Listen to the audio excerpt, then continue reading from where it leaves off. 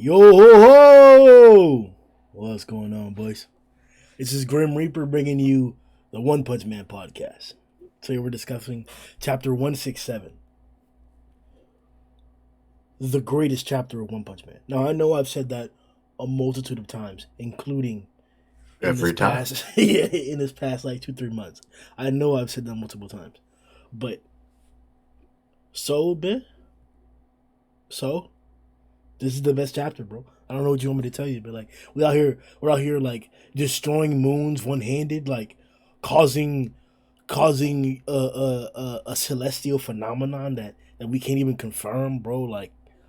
Like doing that thing on Io. Like the things that happen in this chapter are just unimaginable. Things that you wouldn't consider or believe would be the case if you were reading One Punch Man in chapter 50, chapter 100 even. You wouldn't think this would be the case, but here we are. I'm not the only one who's excited about the events that have unraveled here in 167. Today we're going to be talking about everything that happened here, as well as possible predictions and beliefs, possibilities in regards to 168. There's a lot to speculate here, a lot. And I'm here for it. I know you're here for it. Let's get it popping. What's going on, boys?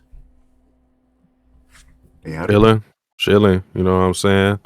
This is a good chapter of One Punch Man. I feel like this has been the most excited the community has been for a long time. I won't say the most excited. I'll just say, things kind of died down towards the tail end of this arc because I'm pretty sure we're ending it soon. But once Saitama popped out the ground and was on the surface, stuff started ramping up, and then ever since that redraw we got of Garou having to sit down with Saitama, like things have been going nuclear. So Literally. yeah, literally.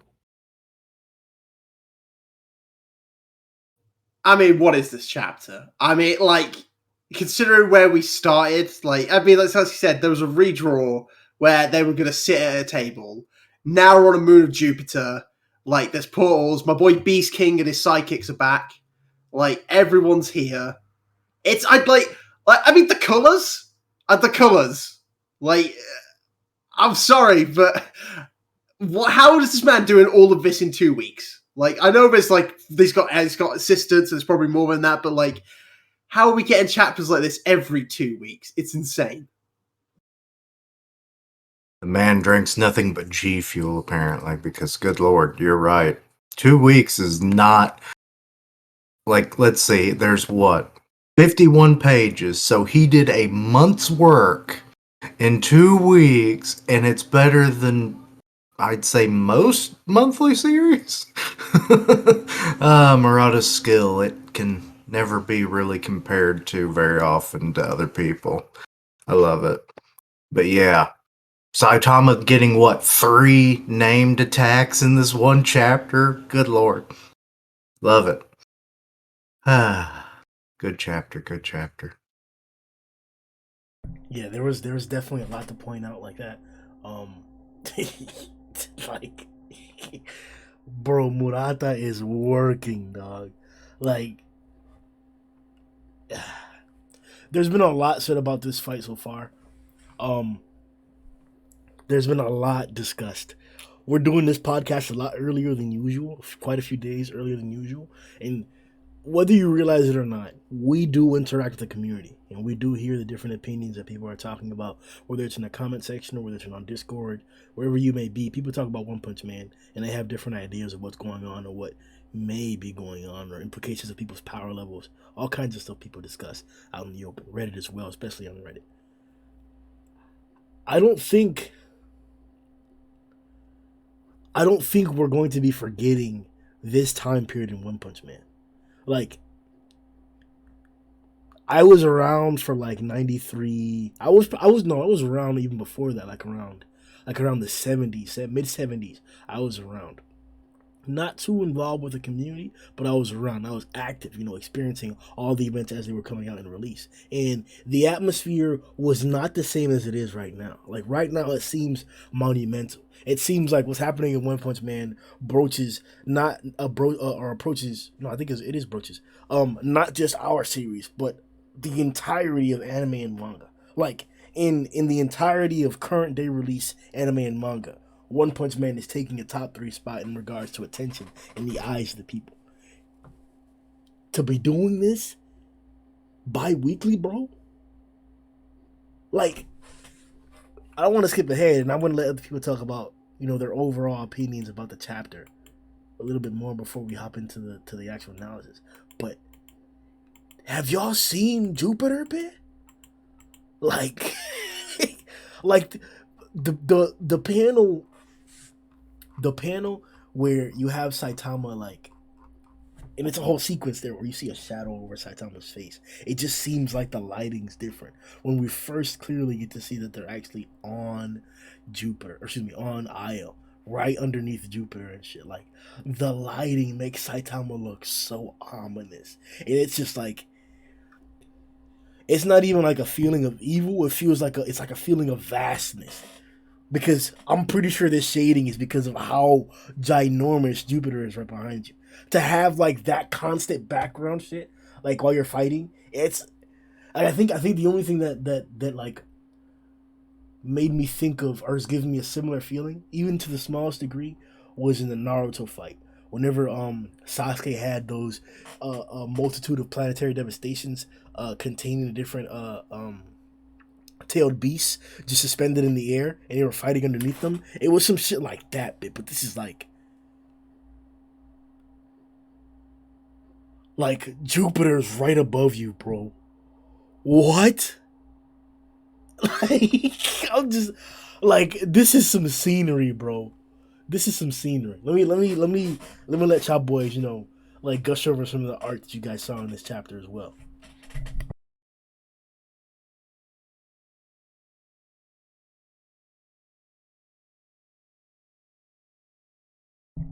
Hey, you're muted, Satsuki. Good shit, good shit. I think one of my favorite panels that I saw is when we saw like the recoil, and then we see the moon, and it looks like I don't know what that is, but we see the crater, and it looks like God is just like posted up, like you see a spine or something. That's one of my favorite panels out of everything we saw. Obviously, like the color panels, I don't even have to go over that, but yeah, like the scenery and everything was just phenomenal. And I think that alone makes people want to see the anime come back, just to see some of this stuff illustrated in emotion.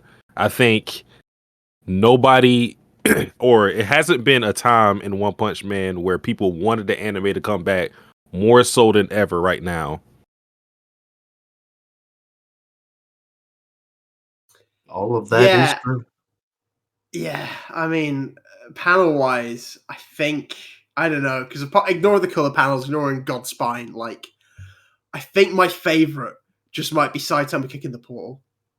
Just because it's the most like, this is the level this fight's going to now. It's like, Saitama's done messing around, he's kicking portals. Like, time and space constructs, he's just gone, get this out. Like, I love that. I love, obviously, the moon getting obliterated by the table flip as well. Like, that shot's so good. I honestly, a lot of just the martial arts shots of Garou are really good too. He's using all the different fighting styles. But those are my two favorites, though. Yeah, I'm still gonna love the colored page of where we see Io right there by Jupiter, and it looks like it's straight out of a damn textbook. Like, whoa, well, something just went off right beside me. But yeah, like that's probably one of my favorites in terms of just environment. But oh, that portal.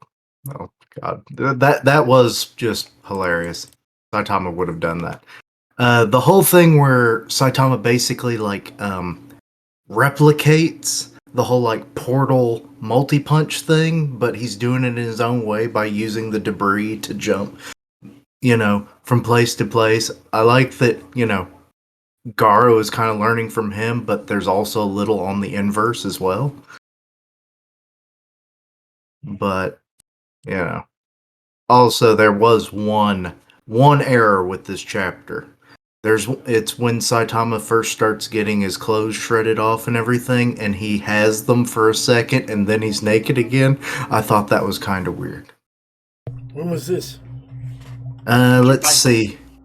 He jumped back to Earth and put clothes on and came back. It's fine. Yeah, it was weird. It's during the exploding heart release, and then the whirlwind iron cutting. That's when all the clothes get shredded. And it's like, oh, and you could keep patterns or keep track of it because you could see his toes. So it wasn't like, oh, it was just a bad coloring, or maybe it was so bright it was whiting him out. But then the very next one, it's a close-up, so there's no hiding it that he has clothes again. So, but yeah. I mean, you could just Pretty get grim. erase You that need to clothes, but find- draw him naked. He just didn't want to draw him naked that freaking close because you would have seen the Otama Johnson. Otama? I tried. Why did I say Otama? I tried to tell people this arc Murata Saitama. keeps drawing people naked, and then somebody was like, "Nah, gay. What are you talking about?" And I was like, "Do you want me to?" I was like, "There's 5 people that have been naked this arc. Like, what are you talking? This is not me just creating some agenda." More than that. Zombie, Saitama. We listed them, sure. Puri. Yeah, wouldn't be the first time for Prairie, I mean, though. Genos, Hellfire. technically. Hellfire Hellfire Flame, and Galewind. Yeah. Oh, Hellfire and Galewind. We talking about fully. We not talking about the ripped shirt. We talking full naked ass cheeks Yep. out. Full nude. Psycho or Sairochi. Yeah. As far as we know. Who else has been butt ass naked? Could we technically consider Phoenix Man? Nah. What about Flashy? Nah. Nah, he never. He's quick enough to keep the clothes on. I think that's it. Yeah, I think that's it. It's all kinds of naked niggas, bro. I mean, it's more than normal, so. No, I definitely felt that the panel where Saitama was holding Genos' core, and he's like, "I got to grip onto this." Yeah. That's probably my favorite panel of the chapter. But it's my favorite panel because of sentimental value. In regards to strictly aesthetic appearance, it's hard to depict, or it's hard to choose. Like the one, it's page 10, where you see the beam being redirected, the Earth and then the moon, and then you see like the crater with like what looks like a skeleton spine in the back of the moon. Who knows, man? That was like. Also, I did find out everything. one thing because I looked it up mid-reaction. Our moon is what's referred to as tidal locked. Yeah, so you only see Meaning one side. that the side we see is always the same side. Yeah. So that's just apparently just always there, and nobody's seen it. That's kind of scary. I guess space exploration just isn't a thing in the One Punch world. That's why I they mean, call it Dark Side of the could've- Moon. Yeah. I mean, it could have happened when Saitama got kicked to the moon. Because that's when the crater happened, and we've all been like talking about the eye. So. I mean, that would be bigger than the crater he created, so it's kind of like a Naruto Sasuke kind of deal where they blew out the backside of the water tower. Yeah. Yeah, I thought Sasuke's that like, too. mine's bigger. And it's like, nah, check the backside of this one. You'll know. I do disagree with that. I don't think it's that. I think it is something that we'll talk about here momentarily. But no, yeah, those panels were definitely, man.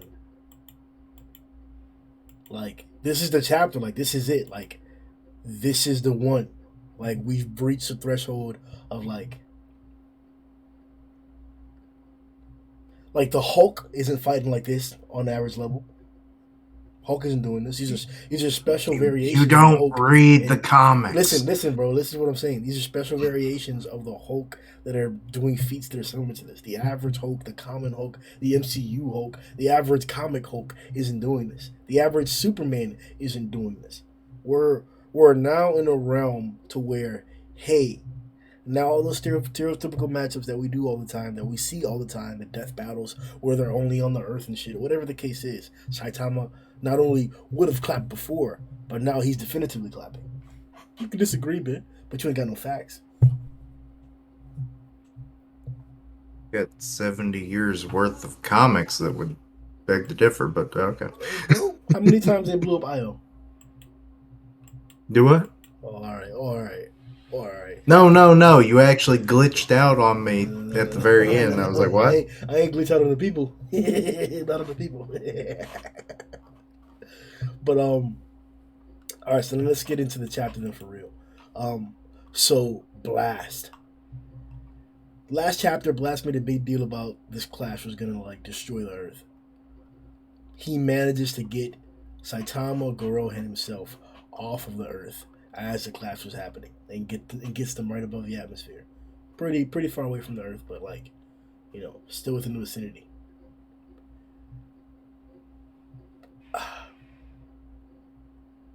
We'll get more context after this too, to explain the depiction that we're seeing here.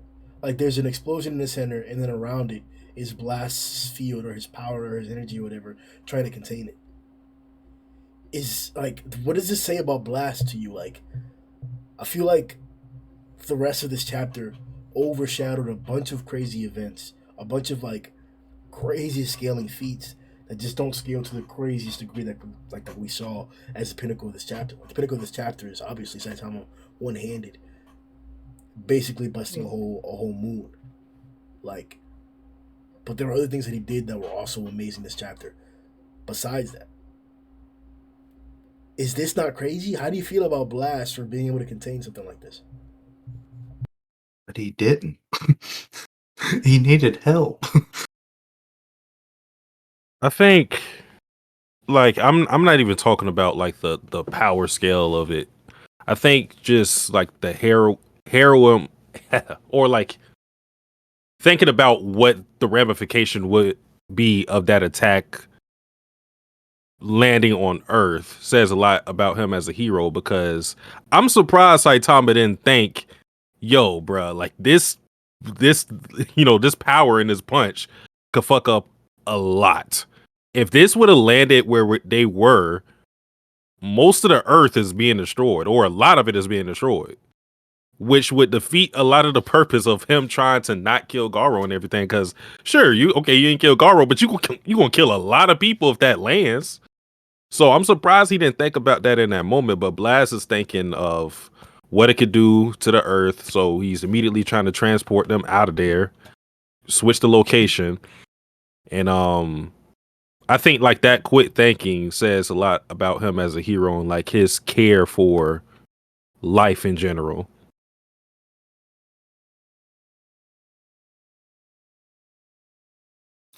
Yeah, I mean, it was impressive. I think more than like to react that quickly to it, I think is one thing too. Like immediately trying to take into perspective, not just obviously that he was like, okay, I can't handle this much, but I've got to try and do something, even if I can't like fully get rid of it. Try and shoot out the energy somewhere else. Like he's a very big picture guy from what we can see, as we assume because he's never around.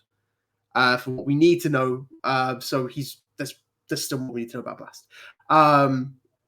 But like, I mean, more than anything, like to get that quick, like I was impressed, two are out basically sure the plan and how quick it's like, right, get them out of here. Go get it sorted out. Go get it somewhere else. I especially just like the whole like apparently Blast just is nothing to what we originally thought he was. Like, we were talking last time, and it was like, oh, he wasn't able to be serious because he's trying to hold back because, if he got serious in the last chapter, the world would be in danger, not being saved. But that's not entirely the case anymore. when he can't even redirect, or at best he's redirecting, but at worst he's just not able to stop all of this energy from just tearing apart, our little corner of the galaxy. I feel And like you're then, downplaying Blast. I'm not downplaying him. I'm just saying these are the facts that we are kind of being given. Now, be it if it was just Saitama or just Garou, maybe he could have handled it, but given these two titanic forces, clashing and he's trying to contain that, it is definitely getting out of his realm of capability. Yeah, but that's not the point. The point is that with his friends, yes, they were able to contain it and successfully do what they wanted to do. That's the overarching point, fine. But the fact of the matter is that Blast is the one who first started it. Blast is the one who first initiated this process. They came to assist him. They were supplemental in the process. Blast is the one that was holding it up until they came and arrived to give him assistance. So he did hold off the enormous explosive power that was produced with the serious punch to the second attack. And that's what I'm trying to point out. That for a fact, we saw that yes, he wasn't enough to maintain or to control all of it. He had a goal that he probably wasn't going to be able to come to fruition or see to fruition. But with the assistance of his boys, it did happen. Is I that not still crazy? want to. I don't get this line of "don't underestimate the Earth." Like, is that supposed to be in reference of the kind of Aliens. powerhouses that, can be born from Earth? Or is it that Earth would have withstood the blast, which we know probably was not the case? I think it's alluding to the fact that there may be other warriors from different planets that are stronger than what they would have thought, or than what they think Earth can produce. Blast is the anomaly from Earth. That to me, that's what Well, that quote is alluding to there. I think especially the. because. Go ahead, Matt. Go ahead, Matt. No, go. I was going to No, say go. because of the next line kind of clarifies that, because they say to think another hero besides you could hold his own against one imbued with so much divine power. Just who is he? So I think like they're talking about Saitama and Garou being from Earth, displaying the kind of power they're displaying, rather than Earth itself being able to possibly contain that power. Because if that was the case, then they probably wouldn't have helped in trying to get them out of there. Fair enough.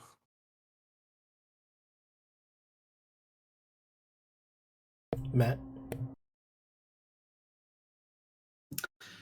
I mean, part of that line might even be from like who that's coming from, because that implies that's coming from like a guy who kind of looks like someone we know. And like obviously, if it's like him, we know his race is very like regenerative and powerful. So we know like naturally that there are races out there that are more powerful than humans, right?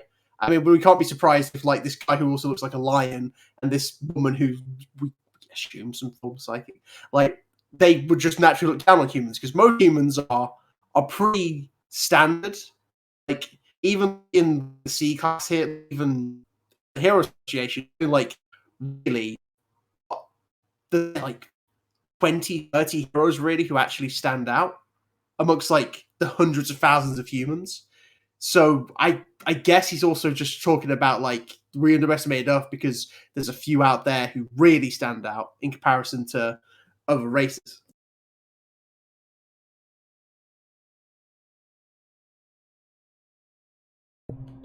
I agree. That's how I see it.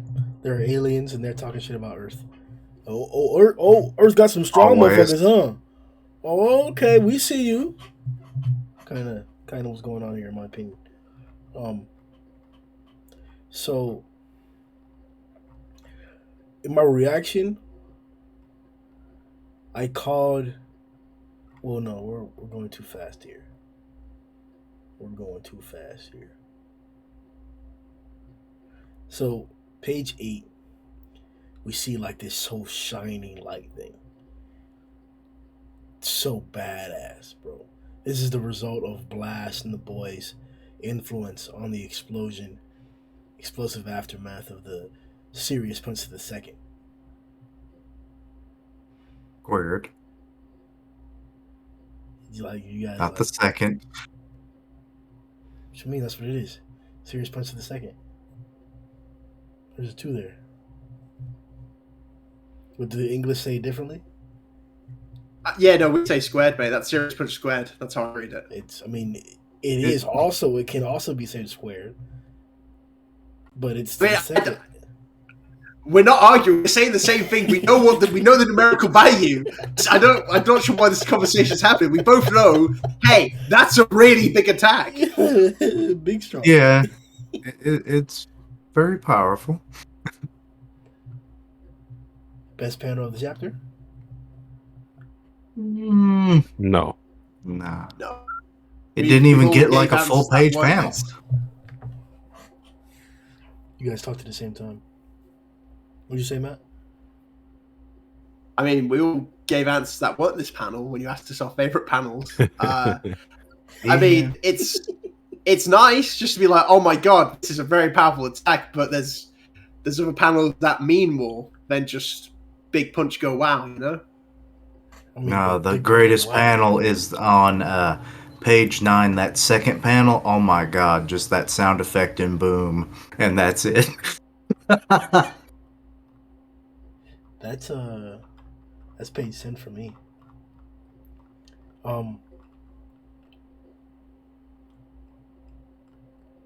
How did you guys interpret, like, everybody individually just go through what happened, what you think happened here, from, I guess, page 8 to page 10? Maybe even, no, from page 8 to page 11. Like, what do you think happened here? Like, what's happening here with this beam thingy? What's happening here with this hole? What's going on?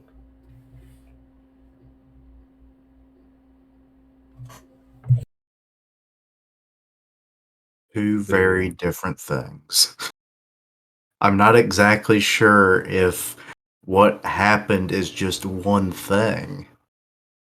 Because you've got the nullification of a massive attack, which would have possibly taken out not just Earth, but possibly scarred Venus and Mars. But we also lose some stars. Which more so is that's just the fact that the light, because it takes like years and years for light to hit from a star to hit us. So that's why, like, you could blink and a star could literally die and you wouldn't even know it. Because they're so far away. So that's why that black hole in the sky is there. It's not really a black hole, but you know. Yeah. But then we have the teleportation of two characters, so that's also in itself weird. Because we don't see like a giant explosion anywhere around Io or Jupiter that would indicate that the blast went with them. Or am I missing something? I think you're missing something, but let other people go, and then you might see what you're missing if they point it out. Satsuki, what do you think happened here? To be honest, I don't know what the fuck happened. But from I'm looking at these panels, but it seems like to me, okay, so he teleports them into space. Cool, we got that. And then it's like he creates this barrier around them to kind of contain the power in there. And then of course he's saying like I can't contain it, and he's trying to redirect the power, and that's when everybody comes in there. And then if you look at the panel where Saitama and Garou are, like you can see different forms of energy. It looks like multiple kind of barriers around. Like you see this grayish, I don't know what to call it, like energy. Then there's one that looks like lightning. So it seems like they all compounded their power to kind of contain it, and then they kind of open it so that they can shoot away from the Earth when they actually recoil from the impact. So that's what I think happened. I could be completely wrong. Like Yeah, that's just my interpretation.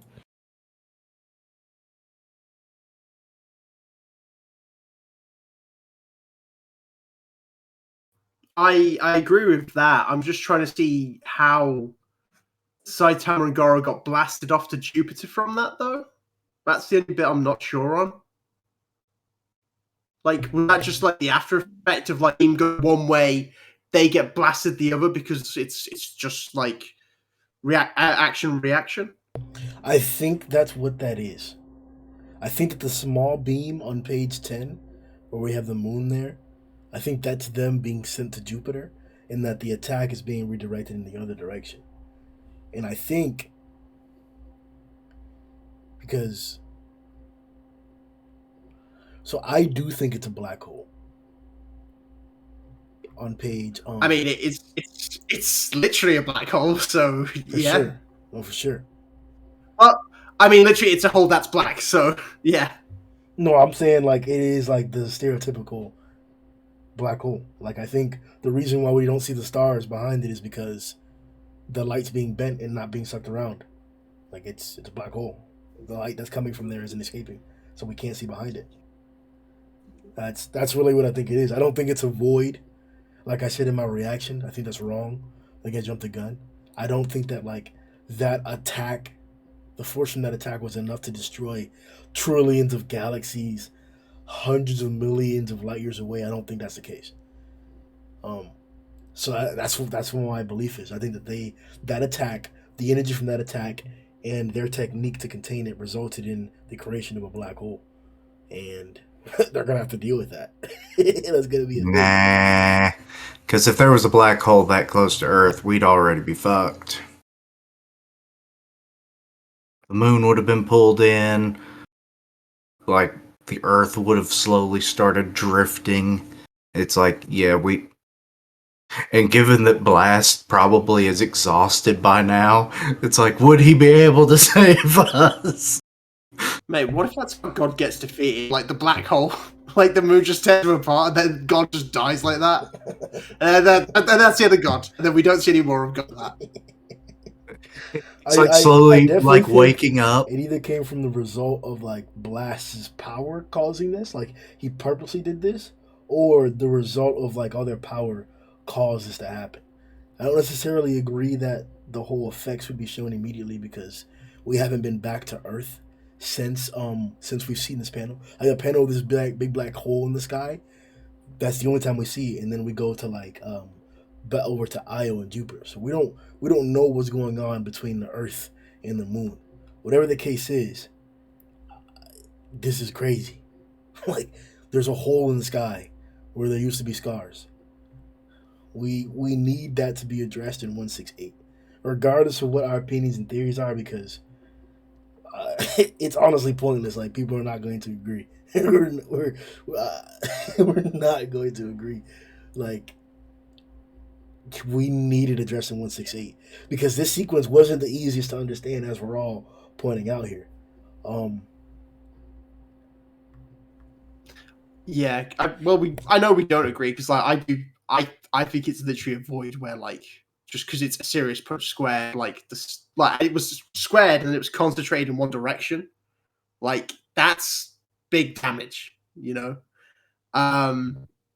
But I don't think we'll get it in 168. This is probably gonna be something that's like post Garou kind of stuff. We're gonna get addressed because obviously, you know, people on Earth are gonna start seeing there's a big hole in the sky. There's like almost like a perfect circle where stars aren't anymore. So I don't think it's necessarily like 168 where people are going to be like, "Hey, what's this?" Because we've still got to focus what's going on Jupiter's moon. Like I think we will get to cover this, but I think we're going to be a few more chapters away before this gets covered. Actually, something I kind of keep noticing, looking at the almost perfect circle and everything, you kind of can see what looks like fingers or like finger indentions along the top and on one side, sorta. So it's like, is that just where the two punches collided and they've made an imprint? This thing is stupid, bro. This thing is stupid. I know it's stupid. I'm just saying, it's like, it's kind of weird that there was that much of a, you know, like, it would be maybe a little more scattered out, but it's like, why is this almost perfectly aligned like that? It's kind of weird. No, yeah, I definitely like one of the channels that I watch on YouTube all the time, routinely every single one of the releases, PBS Space Time. Like I love all this kind of shit. Love astrophysics and physics shit like that. And I don't think it's void, but I don't know what it is. I don't know what it is. I'm not saying. Pretty sure it's just a dark spot. It's like someone just turned a light bulb that off. shouldn't be there, bro. That should not be there. And it's crazy. That to me, oddly enough, that's the part that actually to move on from this point. That's the part that's actually bothering me a little bit. That the focus of the community is not on questions like this. It's people talking about versus Boros now. Garou would. I don't care. There's a hole in the sky. There's a skeleton in the bottom of a crater on the moon. And did Saitama just bust the moon with his hand? Like, and Jupiter exists? Damn, bro. What else? What else exists out Jupiter here? Like, probably would have existed regardless. what, bro? What? What? We're just in an alternate version of our own universe. Well, man, if you say so. Well, I mean, think about it. They're literally in what amounts to Japan, just the world itself is different, but it's still called Earth. They are humans. They just have weird abilities sometimes. Either way, those are the questions that I think the community should have been focusing on a lot more. And I guess I can do some poll questions and see what people are thinking, but I guess I have to ask you guys, like, directly. What's on the moon? Something we don't want to find out for a while. God's damn old scapula. The boy lurking. So here's the question I'll ask. So when Homeless saw God on the moon, did he actually like crawl out the moon or something? Or was Probably it just, did. like imagery? Yeah. He probably did. But I mean, if we're to think like what we're seeing on Earth is like the eye, whatever, then he has kind of like a peephole with the moon, like because the crater, he's like seeing it, but his back is to it. So I guess he probably did come out the moon just like, you know what I'm saying? What y'all doing over there?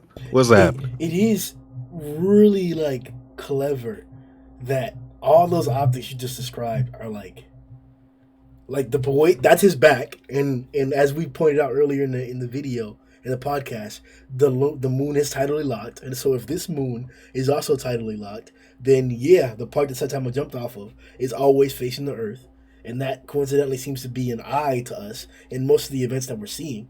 And in the time where Homeless saw him, he did climb up out of the back of the moon and then stood on top of it. All that correlates, besides maybe like whenever we saw him like curled up like that, his body was like see-through. We could see the stars and stuff like that. Can't necessarily see that here. We saw him, Homeless also saw him in a field as well. So that throws speculation into like what Homeless was seeing at the time period. Does it correlate that he was just seeing visions that God wanted him to see? Or was it that this guy stood on the moon? What else could come into reality? Come into play with there. Also this is Could just be his body. Oh, we did see Skeleton God in the feud with Homeless, right? He was a skeleton, wasn't he? He was Or like a plant. weird, yeah, like a nature man. Nature man. I guess the question we don't have the answer to, but I'm definitely curious about is how did God end up in the moon? Like is that something like I'm sure this will get covered eventually, and like I don't expect anyone to have an answer to it because it's just something we don't know, right? There's no answer. Well, 150 years ago in Walmeria, there were these. Okay. No, keep going. You started it. Carry on. Yeah, this all just happened on the other side of the Earth, so that's why we don't know anything about it yet. I'd say if it happened to be Blast by chance, because of what we've seen him do, is like the moon itself did exist as we know it. And then he had a bit of a fight with God. The moon got destroyed in the process, and then he just kind of jigsawed that thing back together. And it was like, there, no one will know. That shit was almost credible to that last part right there. That last part where he broke the moon apart and jigsawed it back together. Besides that, I was like, that sounds like the most credible theory I've heard. The most plausible thing that could be the case. That Blast has something to do with why God's on the moon. Because we're talking about gates here. This entire It could be time. Blast. Because we know Blast has been doing this, but it's very likely that he is like just the first human that's been dealing. No, I'm saying it might have not even been Blast, but that's just where my mind goes because it's Earth and it's our moon. It's like, so maybe it was humanity's hand in it. I'm saying that we're talking about gates and altars. So that means it's a physical locations that we're protecting or we're discussing. Now, a little bit of this could also be, I guess, interpreted to be like maybe a metaphysical or like an energy field or an energy gate that we're talking about too. I'm not sure. But I would almost say it's more 60-40 that whenever Blast is talking about gates, that he's talking about a physical location. If that's the case, whether this is God or not on the moon, it could be a gate.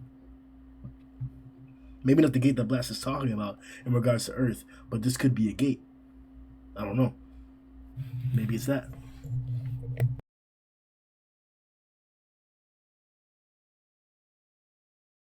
Every time he mentions gate, I'm pretty sure he's just talking about the portals he's making. Alright, so let's move on to this next part. This dialogue here describes what supposedly happened. This is Blast's teammates. What happened to those two? Were they knocked away? With that kind of energy, who knows how far they could have flown from the recoil?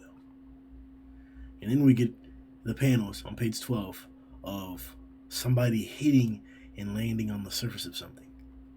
There's smoke everywhere. Garou stands up out of the smoke, badasserily, if that's a word, it's not.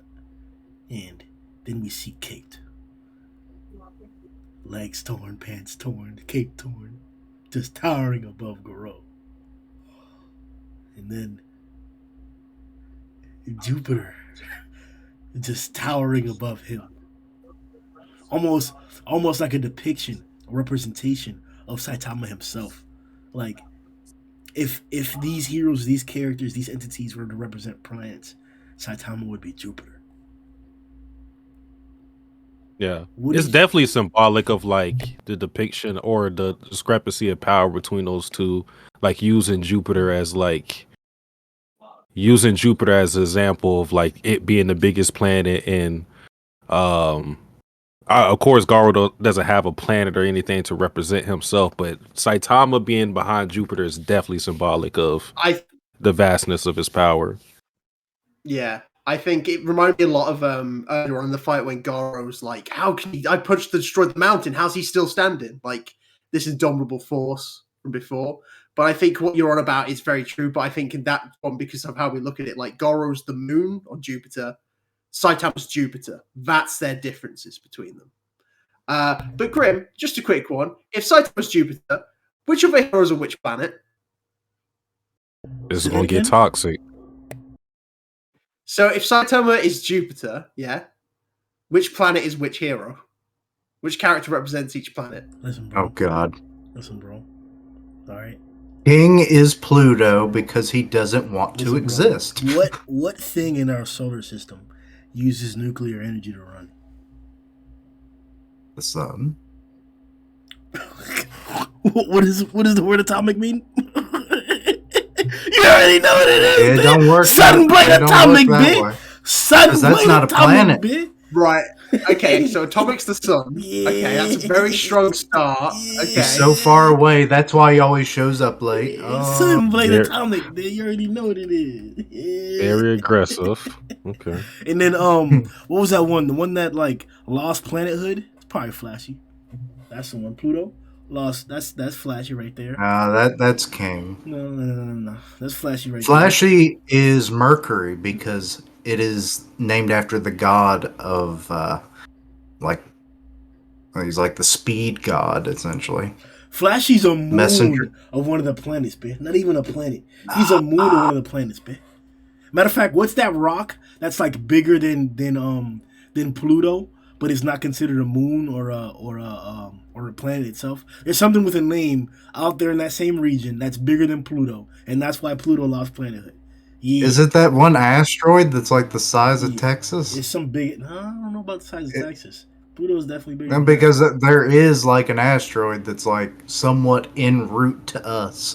Yeah. That's bigger than Texas. You got a satellite for that, bitch? Yeah, it's call NASA. Oh, all right, we're good. We'll be all right. We'll be all right. No, no, we wouldn't. We don't have any kind of defenses against that shit. We'll be all right, bro. You got me. Oh damn. I got you, Keisha. Damn. That's he's gonna get off a beam. He's gonna be doing. I would have fired my beam, but it wouldn't have worked. So that's gonna jump up. You know what I'm saying? And he's like, "Don't mess my city." You know what I'm saying? Don't fuck. Hey, better not come to Florida with that shit. That's all I know. It's like You 3 better take times that the shit size to- of Florida, so You better take that shit to Wyoming. You know what I'm saying? So what is the Nevada, some headline going to shit. be? Florida man saves the planet from asteroid. Yeah. It's I'm like finna the give first us- time a Florida man did something that once sounded just stupid. Listen, I want we gonna get some Neil good Armstrong was from publicity. Florida. It'd be Florida man touches the moon first. But he's not from Florida, so your argument's already stopped. What I want more than anything is because I have the image of Florida man saves the pitch. It's that thumbnail from the One Punch Man reaction you did. That's the picture they use. Oh god! Super blurred out. You just like They're like they can't find the actual man, so they just take a picture of a Florida. All right, yeah, but back to the chapter. Yeah, Suki was pointing out this is definitely Jupiter is definitely supposed to be a depiction of the vastness of Saitama's power, and as Matt pointed out, the contrast may be Io representing Garou. On page 15 in the Kubati version, that's the painting that we actually see, where we get to see it's both a depiction to describe the area, the environment, and the scenery that we're in now. This is spectacular. The blue hue next to the white, next to the reddish orange of the big red spot, like good job, man. That's the art in the story does not cease to like surprise me. Like to this day, we can talk about the greatness of the sequences between Deep Sea King and Puri Puri, and that has not subsided whatsoever. Like it was back in chapter 34, 33, 35, 36, where we got to see the ship first invade a city and then Saitama on top of the building staring up at it. That was back then. And now here in 166, we're seeing shit like this. This is spectacular. What did you guys think about being on a different planet? And when I was reading it, a lot of people were questioning. I didn't even think about it too, but I was like, I understand why y'all thinking about this, but everybody was questioning the logistics of us being on the moon and like them breathing fine. You know what I'm saying? I was going to bring it up if you didn't. Yeah.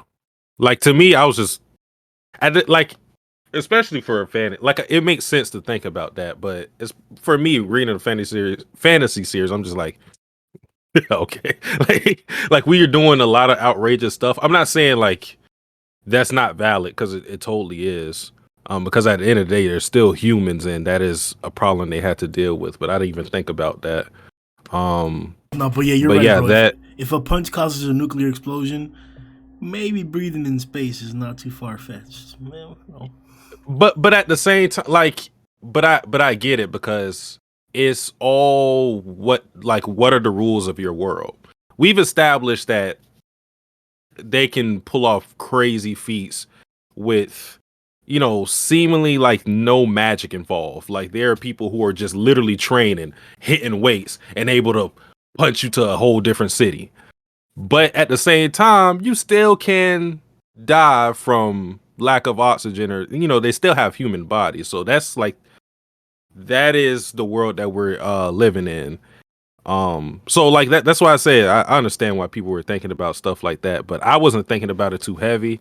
I don't even know how One Punch Man is working, because this is an issue when you're fighting at light speeds or faster than light, because this problem was talked about in Dragon Ball Z.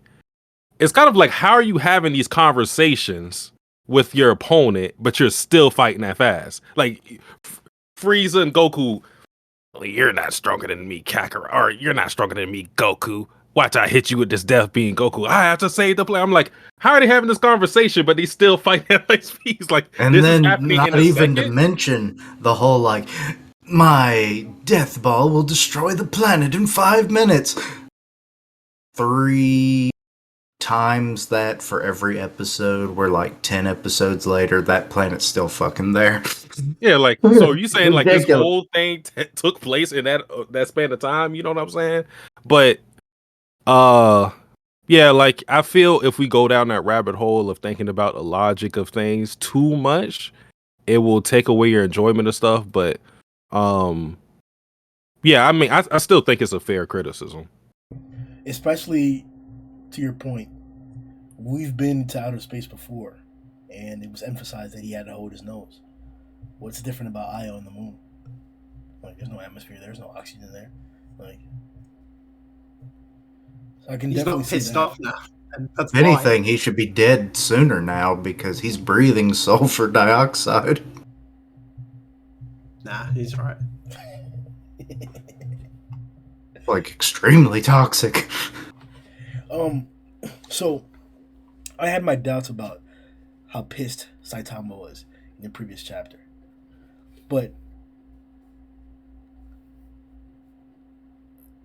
this showed me how hurt he really was, and by seeing how hurt he really was in the panels or in the depiction coming up that we'll talk about momentarily, that gave more validity to how pissed he was and how determined and how truly vicious he is being right now. Is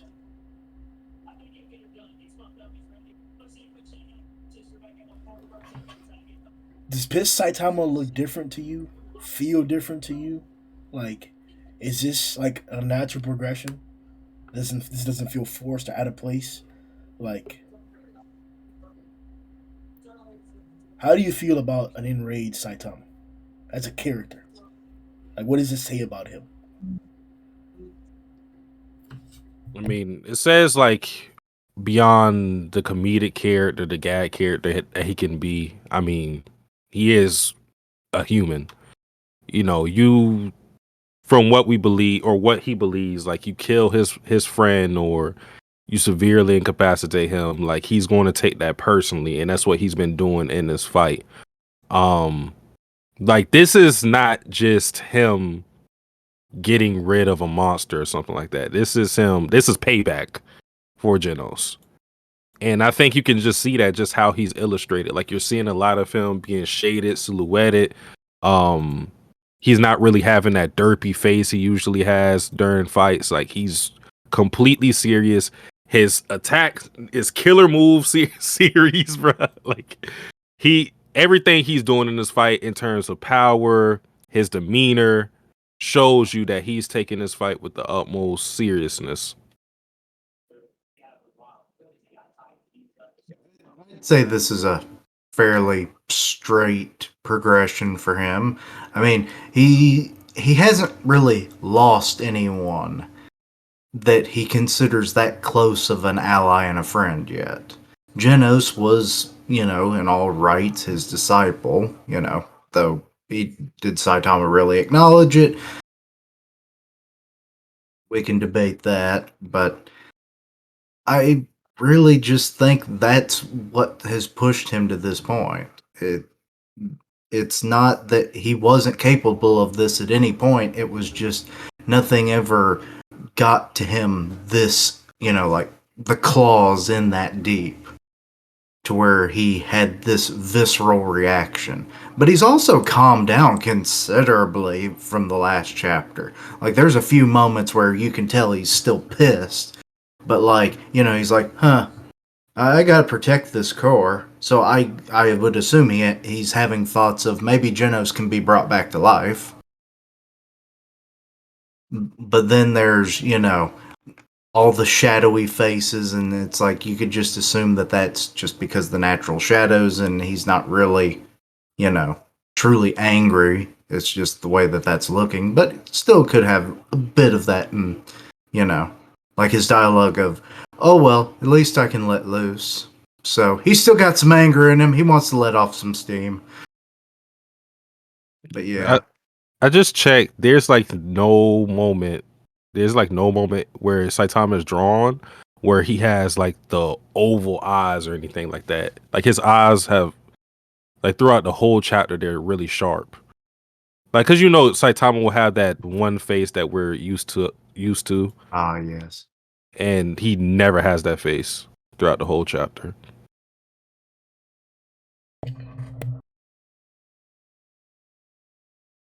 Matt.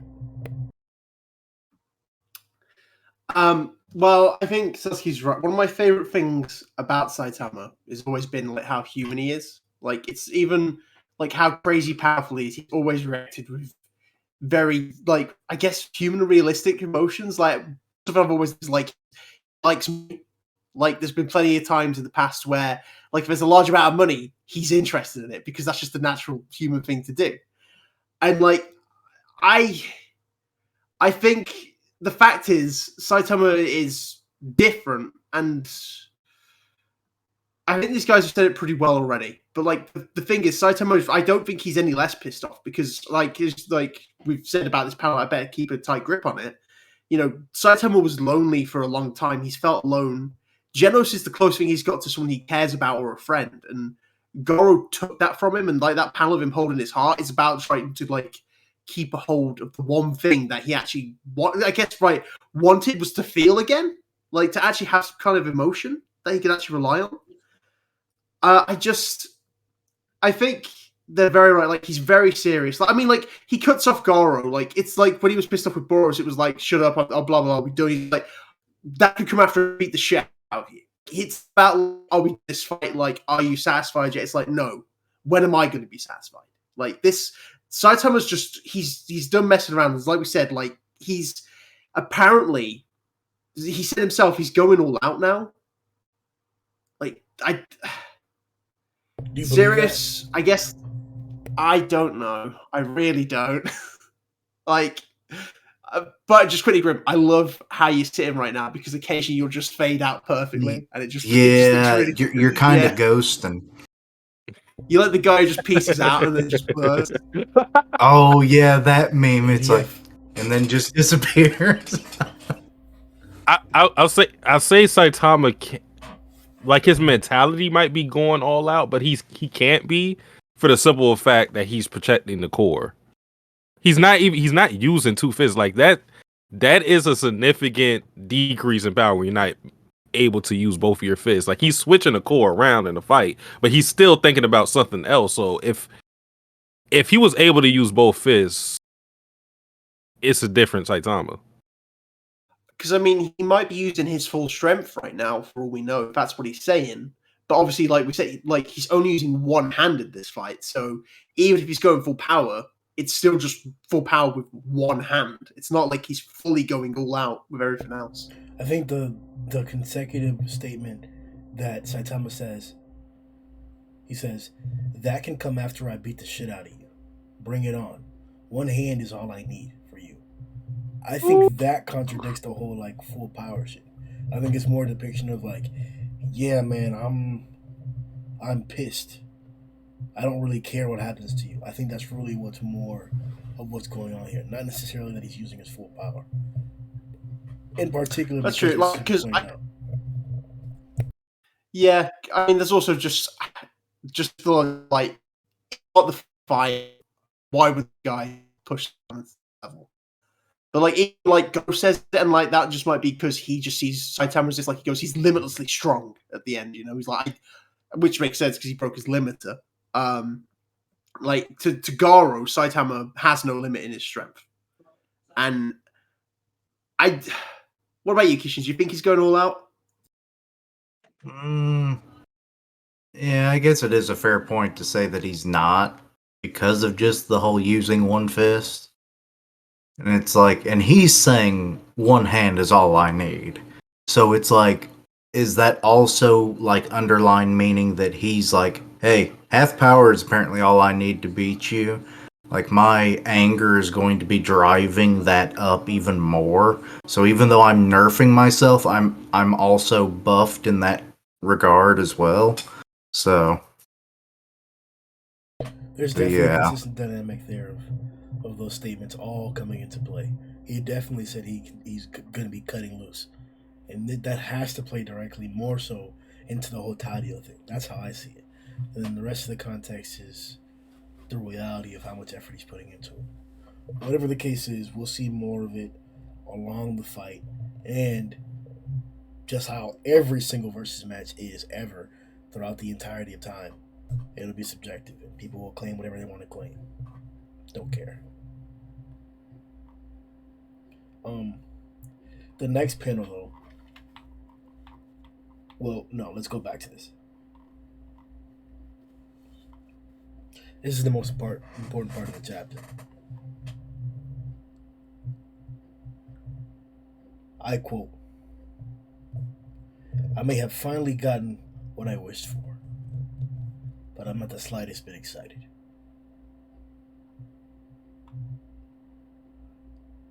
Then he's standing in the open fields of Io, and he says, I better keep a tight grip on it, referring to Genos' score. This is another King Saitama, greatest hero versus the strongest hero, conversational plot point. First, what did you feel when seeing Saitama like this, so hurt, so sorrowful? Secondly, what Saitama said when he first saw Genos' core, I think it was the last chapter, and he was like, am I really cut out to be a hero? Let me pull up exactly what he said so that we can get the perfect context to it. Um, Saitama says,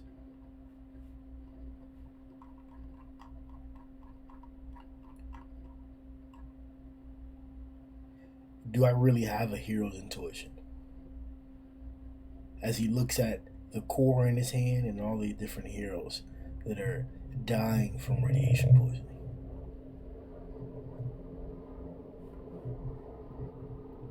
Are Saitama, I know we talked about this a little bit.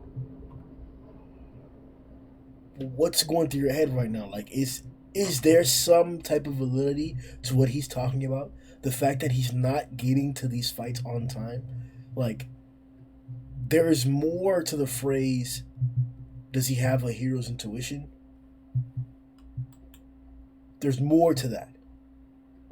Try and encapsulate what you think the author's trying to convey right here with these sequence of events from 166 and 167, including Saitama's acknowledgement of his possible lack of a hero's intuition, Saitama's dissatisfaction with finally getting what he's always wanted, finally getting the fight that he wanted, but he's unsatisfied. What is the author trying to tell us with all these things coming together? Well, for the first statement of him like not being there on time, it's kind of like he's a prisoner of his power. And I guess this applies to both things I'm going to say. He's a prisoner to his power because he's thinking, I'm so powerful, I can beat pretty much any monster I see in front of me, but I still am not here when I'm needed.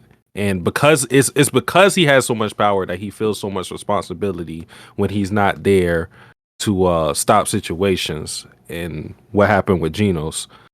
The second part of him saying he got what he wished for, but he's not excited. I think this is what you see a lot in a lot of stories with thrill seekers or people who try to seek revenge. Like they have like this one track mind, and they're usually left dissatisfied with either achieving their goal or like some of the stuff they lose in achieving their goal, because it's like, what happens after that? What happens after Saitama gets his fight? He gets to use his full power, everything. Like, what's life like after that? What it took to get this fight with Garou was Genos getting dismantled and, from his perspective, dead. So now it's a conflict of, I wanted this all along, but if it took this to get that, is it really worth it? And that just shows you that he has lived life outside of just being a thrill seeker trying to find this one fight, because he wouldn't say this if his care for Genos didn't at least fall on the same level of him wanting to get this fight. So that shows you like how much he cares for Genos, and just in general, him trying to live life outside of that one thing he's been trying to seek since the beginning of One Punch Man. That was godly put. His love, no homo. His love for Genos rivals his desire for an awesome fight. That's... Hey, somebody... Hey, yeah, hell yeah. Sir, just gonna leave you hanging. Spectacularly put, bro. I'd say the only thing I could add to that is basically like, you know, the whole like the journey is greater than the destination kind of deal. It kind of lines up with that, but that's really the only thing I could add to that whole thing.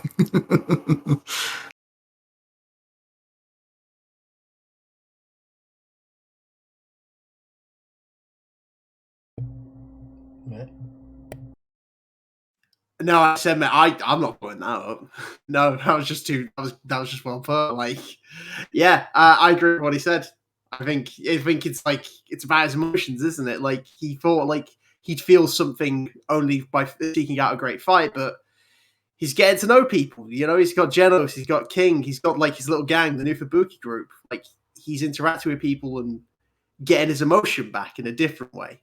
So, as he said, well, like his feelings for other people are not the only that matter. Is it cutting out for you guys? Yeah.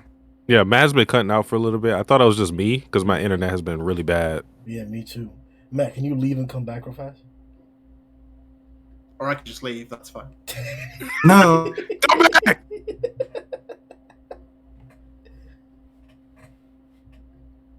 Yeah, you definitely got to come back because this shit looks weird with 3 people. Why does it look like that? I don't know. It looks the same to me. Oh, for real? Like, to me, it's like it's like stacked in a column. Oh no, I think Keishan's frozen for me. Oh, well, yeah. Is he frozen for you too? Like he's doing this little mouth. Yeah. my internet has been really bad.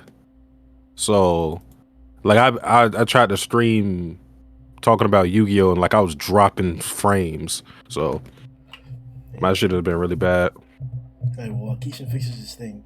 Matt, please reiterate what you were just saying about your perception of that. Yeah, no, I said I think I'm not following up on Satsuki on that one because I think he's put it very well. It's just like his well, it's like obviously, you know, he thought the only way he'd feel again was by having this great fight, right? But then obviously, you know, there's other ways he's grown to feel. Like obviously, there's characters he's got to know, so like Genos, King, the rest of like the new Fubuki group.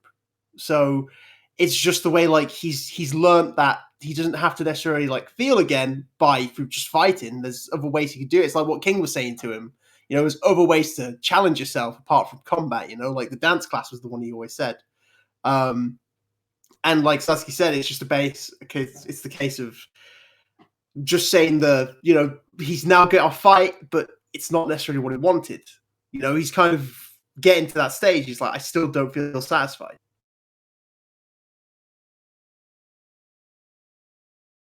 Yeah, I definitely think one is trying to show us.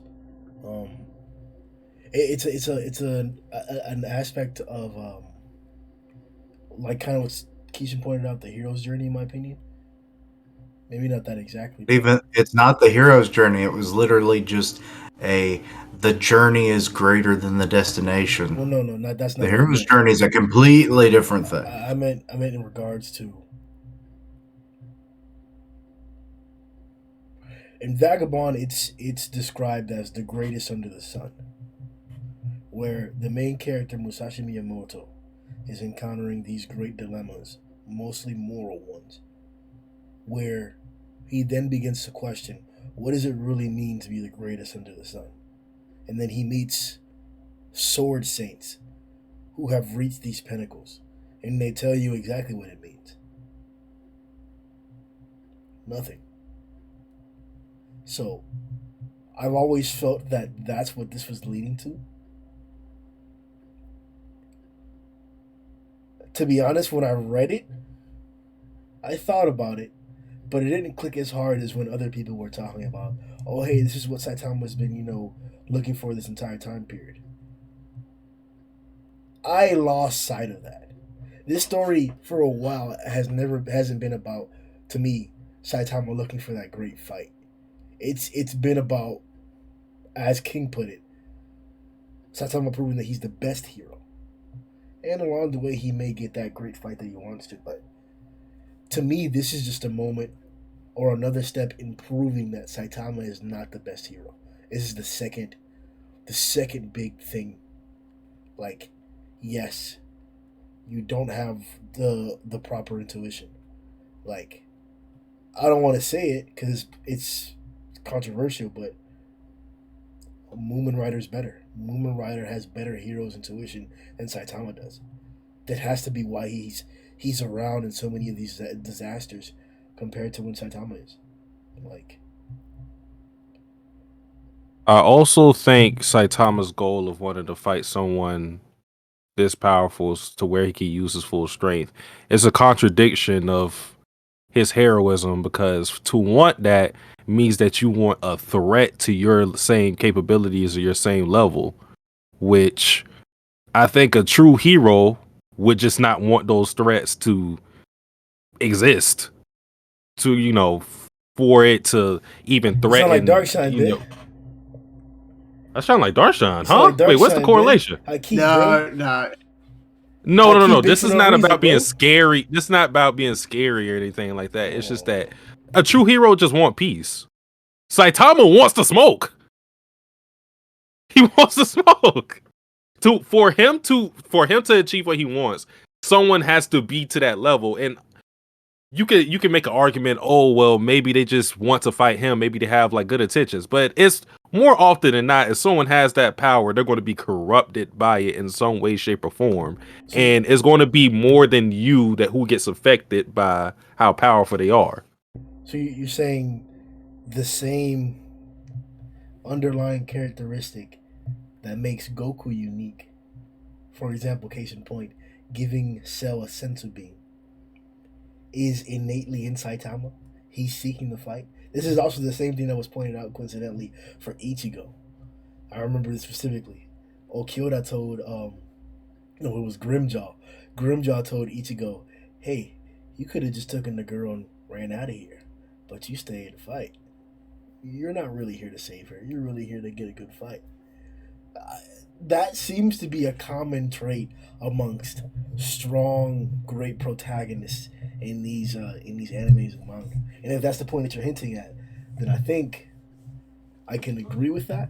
But it kind of sounded as if you were walking on the line of like Saitama should be following more the Darkshine philosophy, where he just wants a good fight that he can win. No. What I'm saying is, like, when I was talking about like this theoretical enemy or something, like being corrupted by power and them probably not having good intentions. In the same way, I think Saitama has also been corrupted by his power, not to an evil degree, but to a selfish degree, to where he wants that fight where he can go full out. If it was just about the hero work, you just want the peace. You just want to be able to handle your business and for nobody to get hurt or anything like that. For Saitama to want what he wants, the world has to be at risk. There's no way out of that.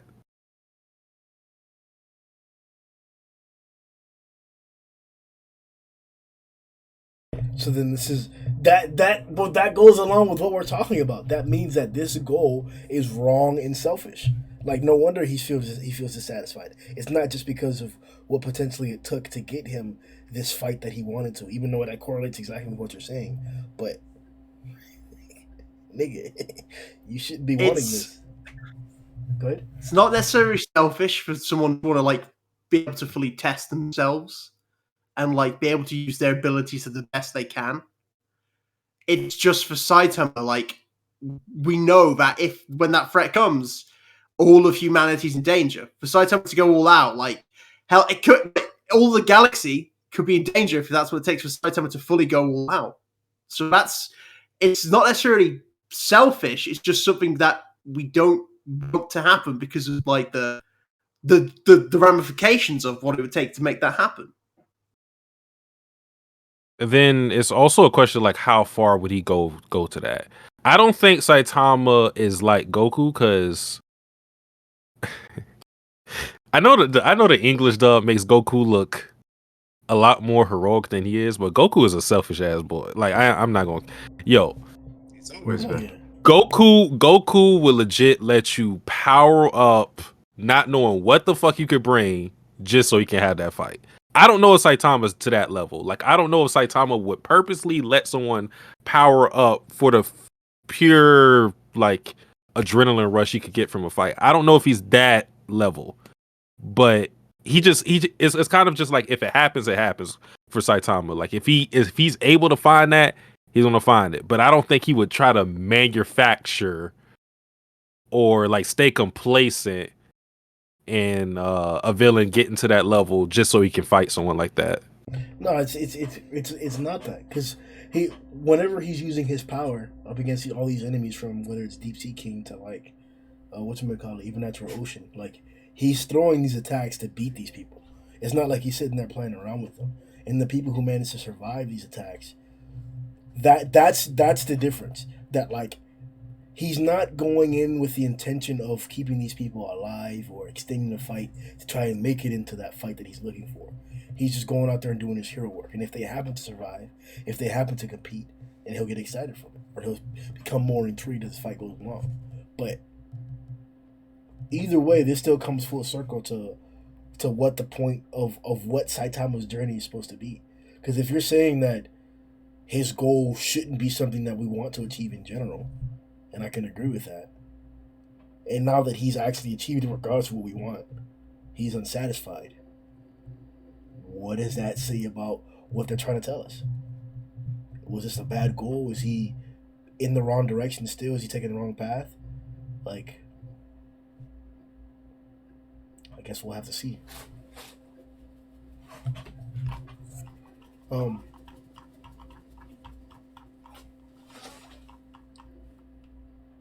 fault, bro. I'm still on 166. Hey, relax. So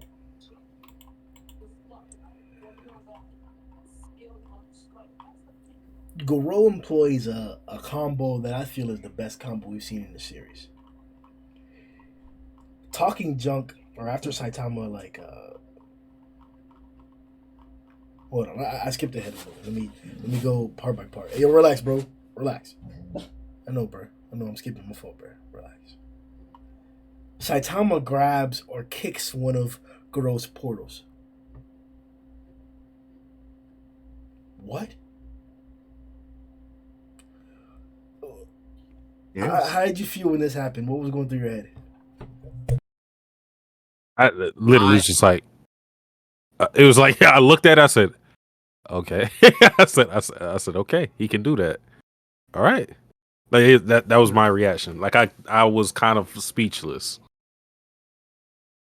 I freaked out and started laughing. That was mine. I just like this is where, like I said, this is my favorite. Like, this is where this fight's going. Like, you challenge, you piss him off, he's gonna just break the laws of physics. Like, this is what you've done. There is some precedent for this because he broke into the whole, like, what was it?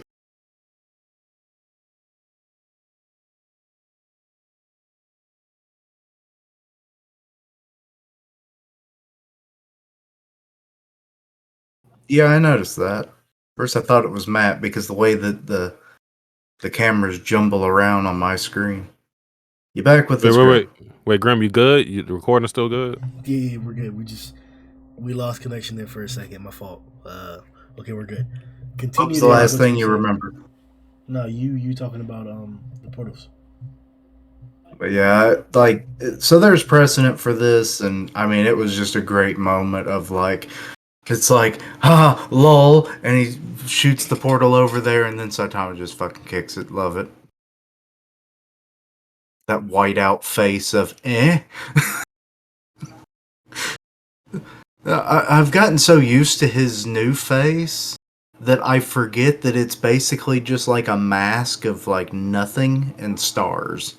So like when it's all just solid white like that with the lines, I forget that it's just a void.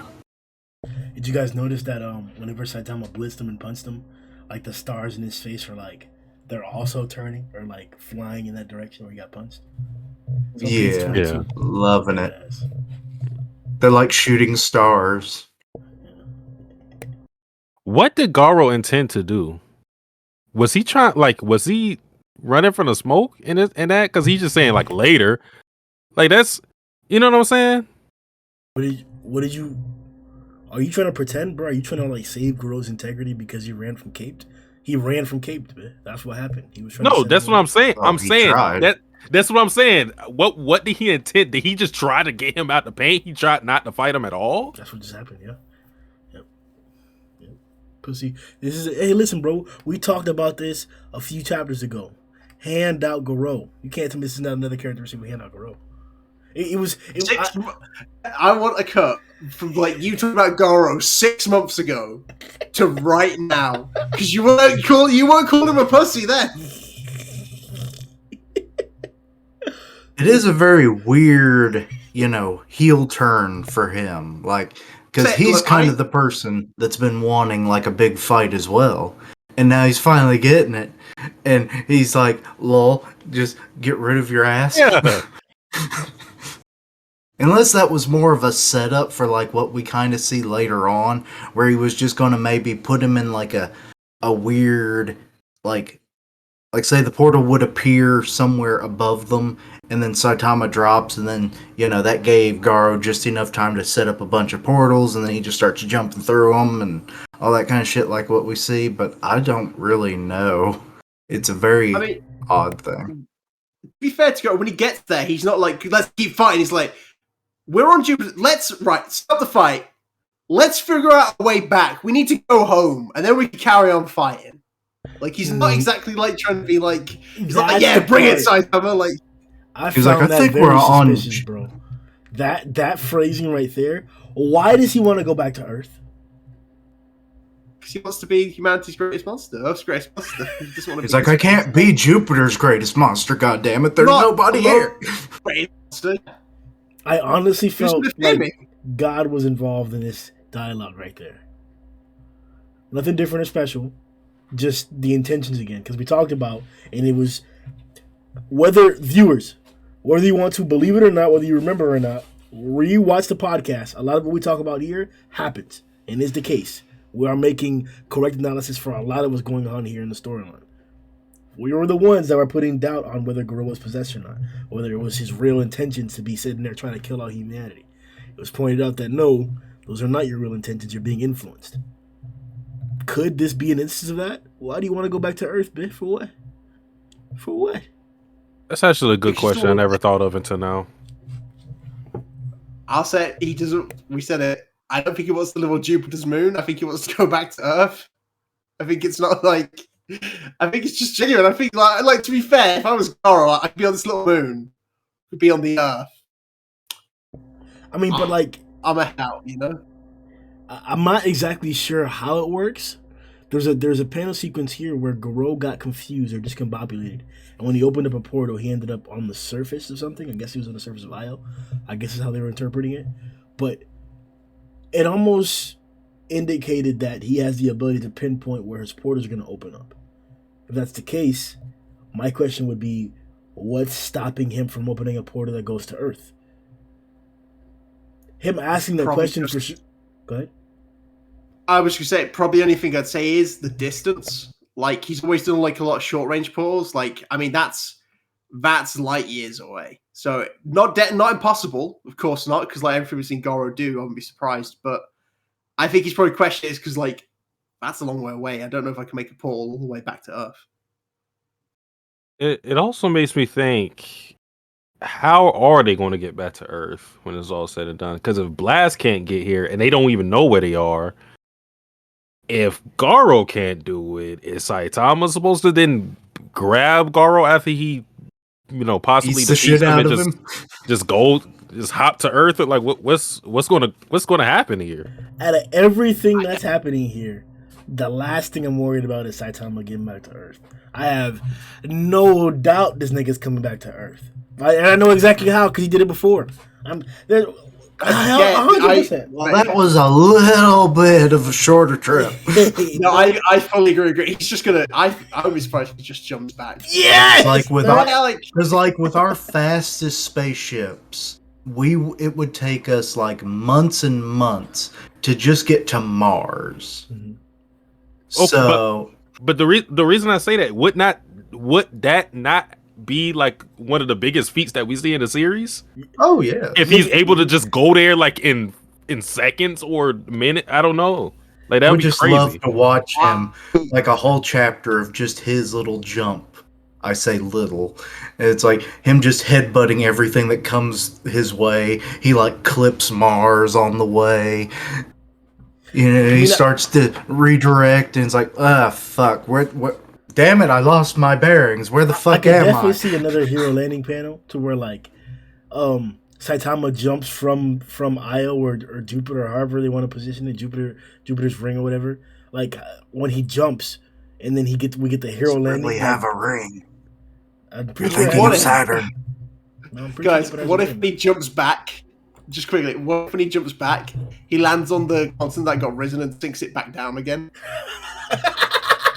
What? Fixes the gate.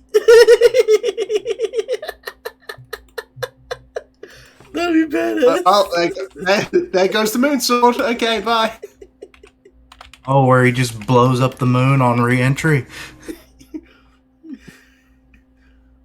It's like, oh shit, that would be terrifying because I was right. I'm pussy ass Keisha.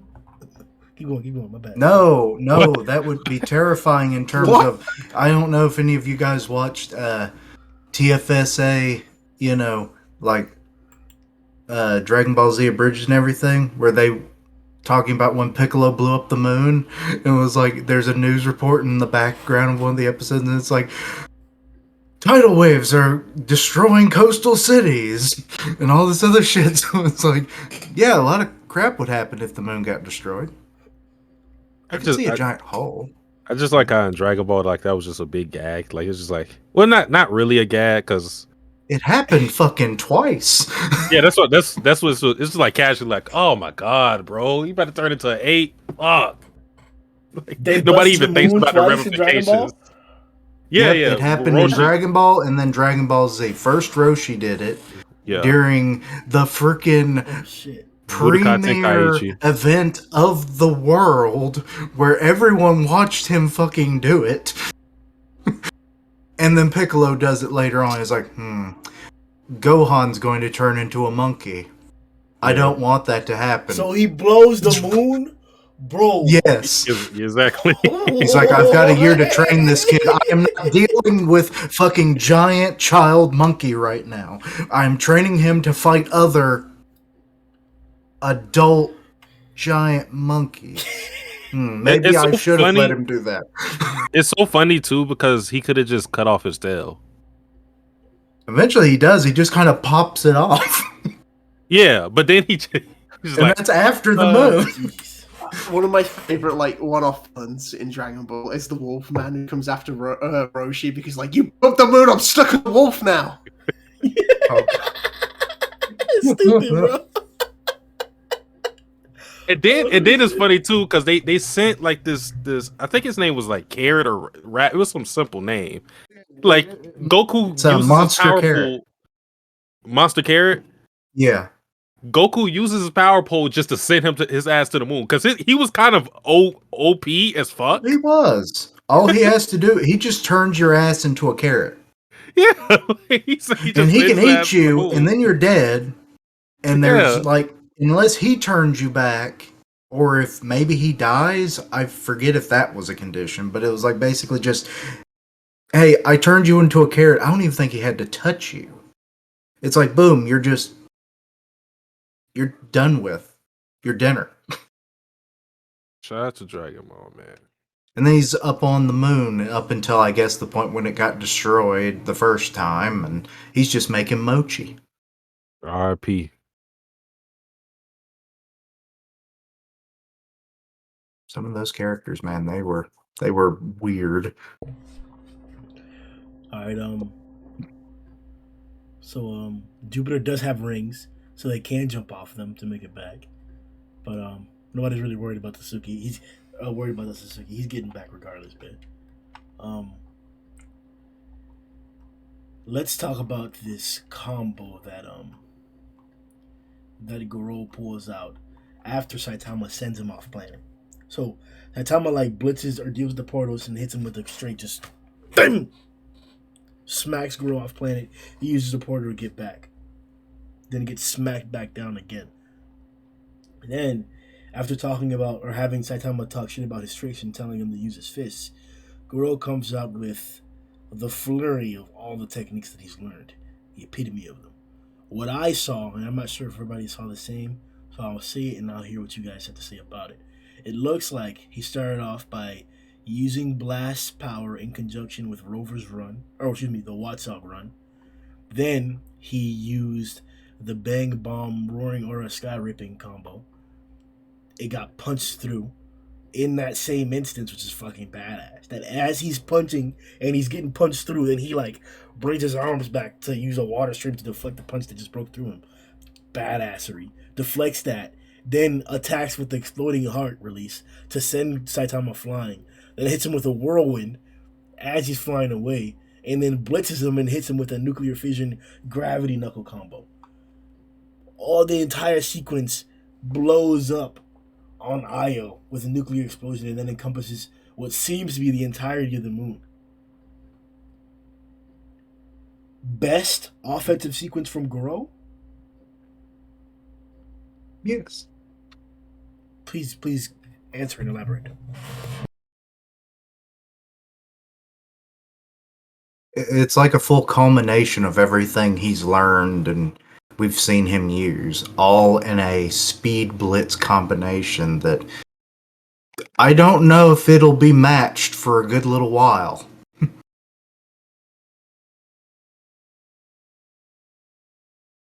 Yeah. This is a deadly combo, a flurry of attacks that he used. For what's Saitama, this is obliterating like anybody he's fighting. So I think just from that perspective, like the amount of, and also too the creativity of it all, like using the portals to like basically like pinball Saitama, or catch him off guard. Like, yeah, this is definitely one of his finest moments in terms of him using his copy techniques all in one sequence.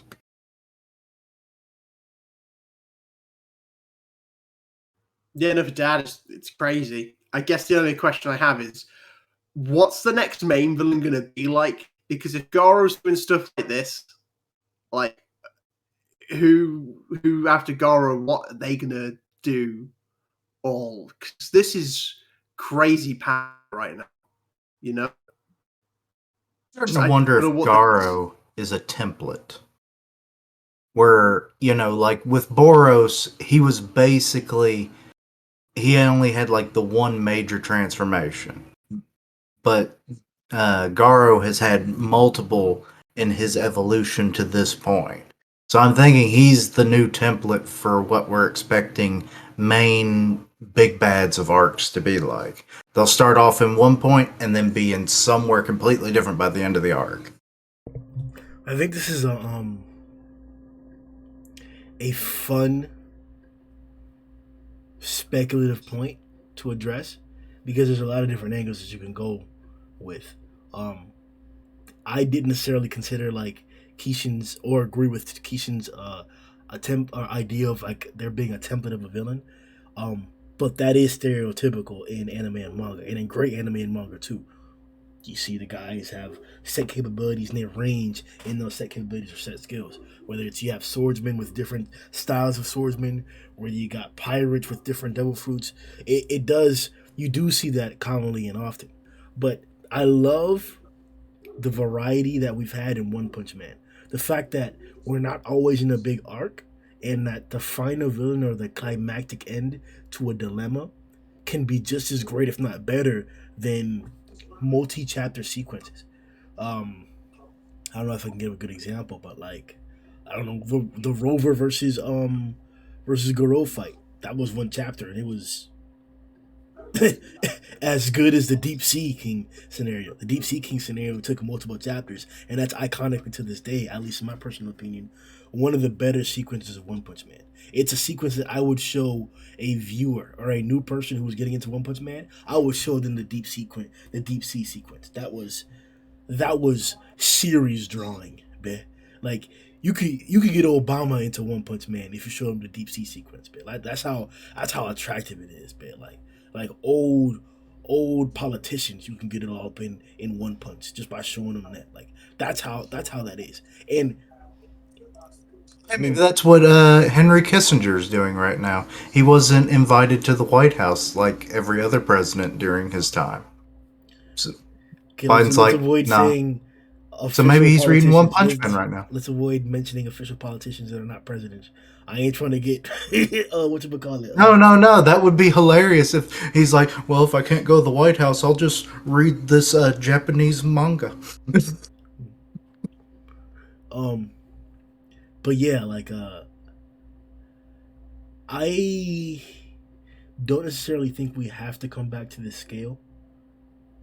I don't necessarily think we have to expect to come back to this scale, like Matt and Keishan may have been implying or may have hinted at. I think that, like, for example, the Sairochi scenario was an example of how we should be viewing the future, right? At the time period, we knew that Sairochi and Tatsumaki was a big, very powerful fight, especially with the Earth Cutter feat. It definitely changed our perspective of what their fight was going to be like. At the same time, we always knew that Garou versus Saitama was coming up still, and that it was going to be greater than their potential fight. We always knew it had to be more impressive than somebody cutting a portion of the earth. So, if something as spectacular as that, if Murata can create a scenario and sequence in which we're so infatuated or focused on how grandiose and how spectacular this feat or sequence of events are here, that we don't even care about what's coming next. Like nobody, how do I put this? Nobody was saying that the Sairochi fight was too good and that there's no potential for the Saitama fight anymore. Everybody just expected Murata and one to upscale the Garou versus Saitama fight. That if Tatsumaki and Sairochi were doing this, then the Saitama fight has to be like godly, but universal type shit, bro. That's how it was. So I think we're fine with not only not having the expectation of coming back to this level of feats for a long time, or maybe even ever. I think that's okay in the series. But I think that One Punch Man thrives by not staying at the pinnacle of power all the time. Those smaller sequences, dilemmas, and problems that we get that develop the different characters and their different problems and their storylines and expand upon the world that is One Punch Man, those are just as valuable as the big moments where we break planets or where we're cutting portions of the earth, or where we're twisting bases or entire cities, flattening out all of a city. Those are comparable moments, in my opinion. This series isn't Dragon Ball Z. We don't need progressive. We don't need power creep from the villains in terms of the next villain has to be more powerful than the next. And this is not me shitting on Dragon Ball Z or anything. I'm just showing you like the different like writing styles. Because one thing One Punch Man has done a great job with is giving us personal stakes and things.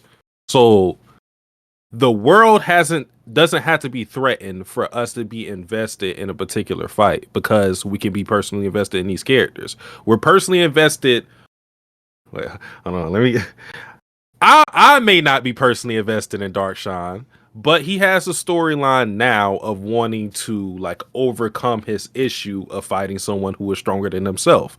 That is something that we could have to where whoever he's fighting doesn't have to threaten the world, but because we know of his personal dilemmas now, we are invested in that fight.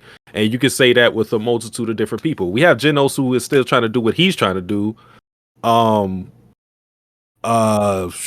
who else I was going to name off? Either way, you get the point. Like everybody has their own thing that they're striving for or striving to be.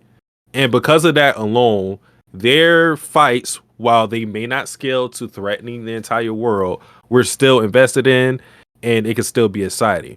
Now, it's a question of what's going to happen with Saitama in his future fights. I think that's a more viable thing.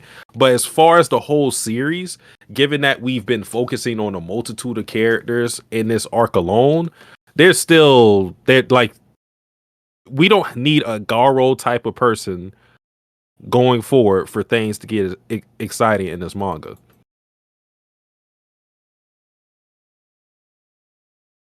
Okay. We have done like literal full on multiple podcasts in succession talking about characters that are way lower on the scale of things.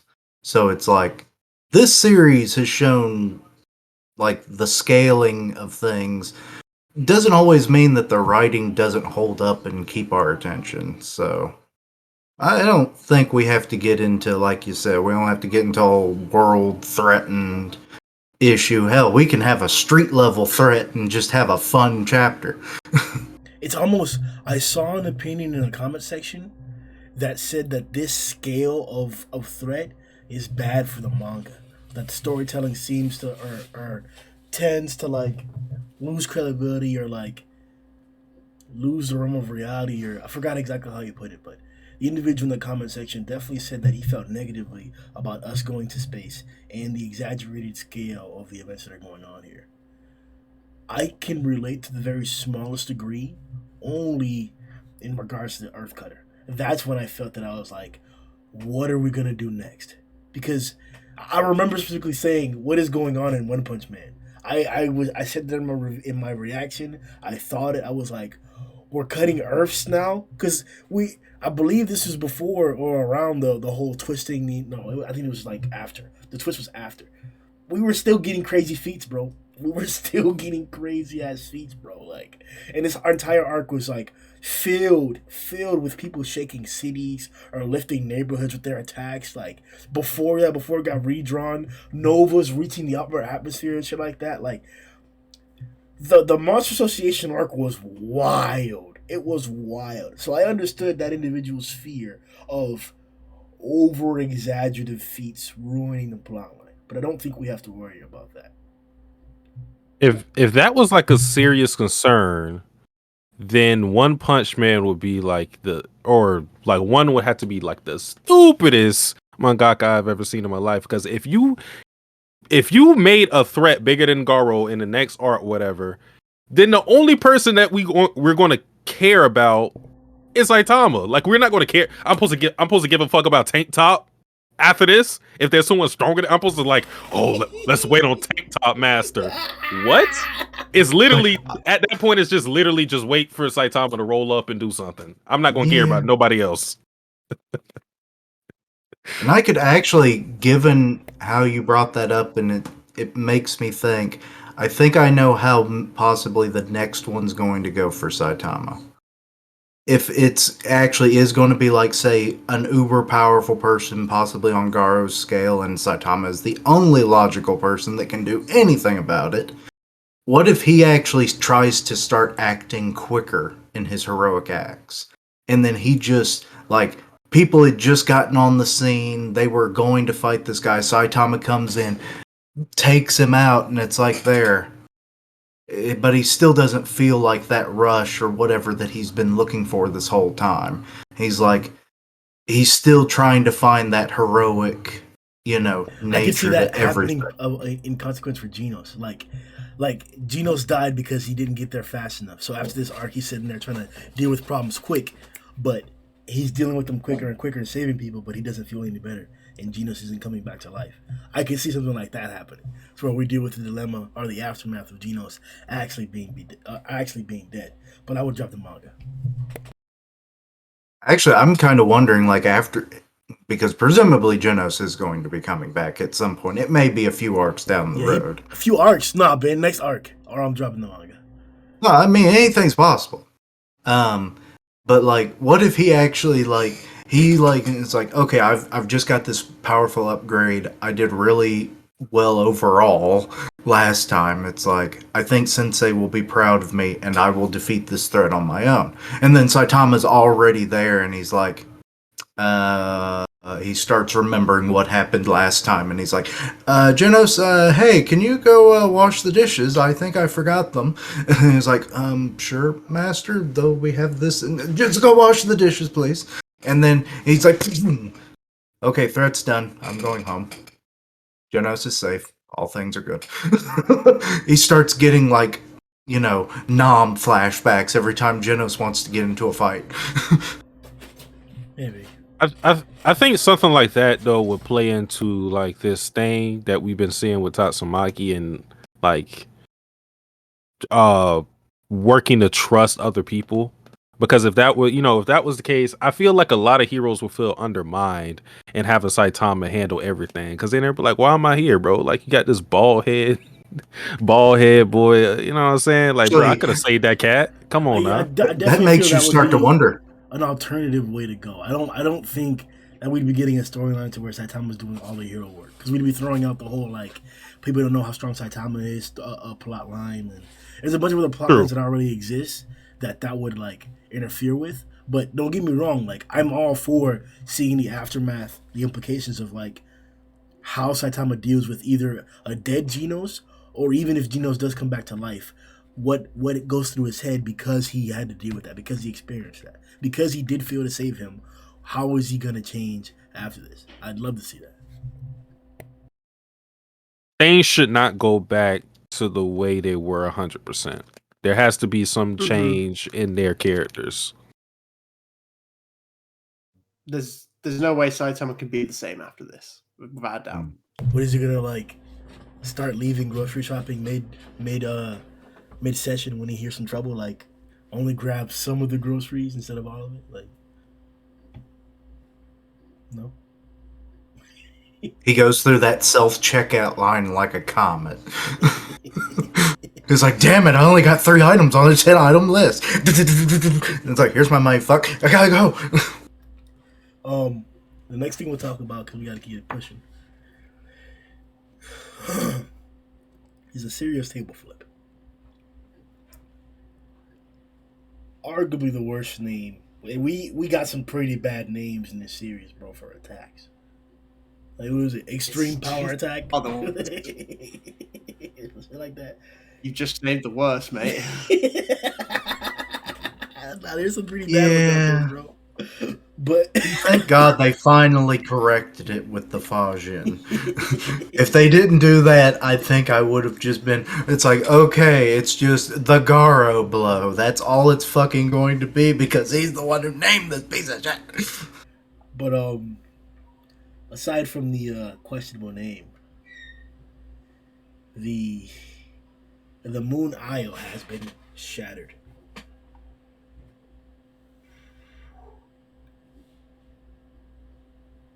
What went through your head? Galileo will be rolling over in his grave. He's the one who discovered Jupiter, and it's first 4 moons. So Man. and he's like, motherfucker. I was about to say, what if there was a fanboy this particular moon? Oh, gotta do like a I revenge. am Ido Man. They gotta do a revenge plot line where he try to fuck up Saitama. That was my favorite moon. Oh shit! Damn, my brain went to like, okay, Io Man shows up and he like uses gas bombs and shit that are made out of sulfur dioxide. Apparently, Saitama's just gonna eat that. Well, I mean, he won't know that Saitama's the one that's done it. This is just going to be like reckless terrorism because they're just so pissed off that their favorite moon was destroyed. I do want to say too, I don't hate the name Serious Table Flip. I'm be honest. The reason I don't hate it is because like the name itself like is whatever, but like the implications of a table flip, because I think this crossed a lot of people's heads. Like, I don't know, you playing like a game of Monopoly or something, and I don't know, you getting your ass whooped, you getting worked, you in bankruptcy, everybody got hotels everywhere. Every step you take, you either going to jail or you going to financial hell. So it's like, fuck this shit, bro. I'm not doing this no more. It's like a whole like reset. Like, just fuck this. Like fuck all your shit. That type of thinking with the name like made me appreciate it a little more. I don't know if that's what Marauder 1 we're going for, but like that's what I thought of, and that's why I don't hate it.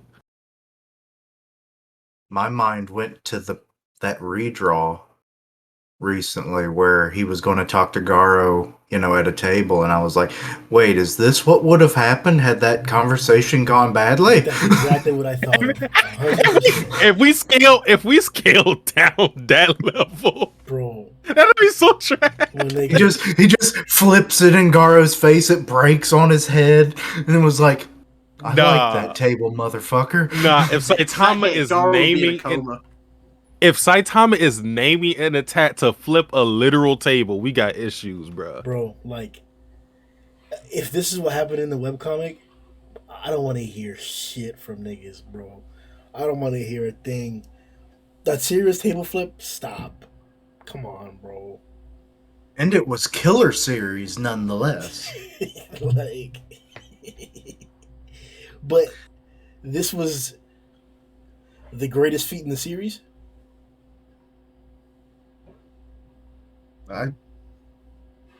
I'd say that, or just the whole, like, the combined efforts of the Blast group.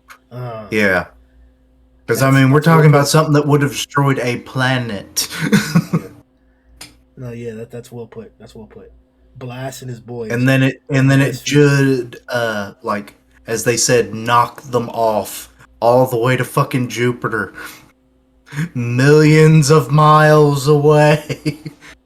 So Blast's feat is greater than the feat of destroying a planet?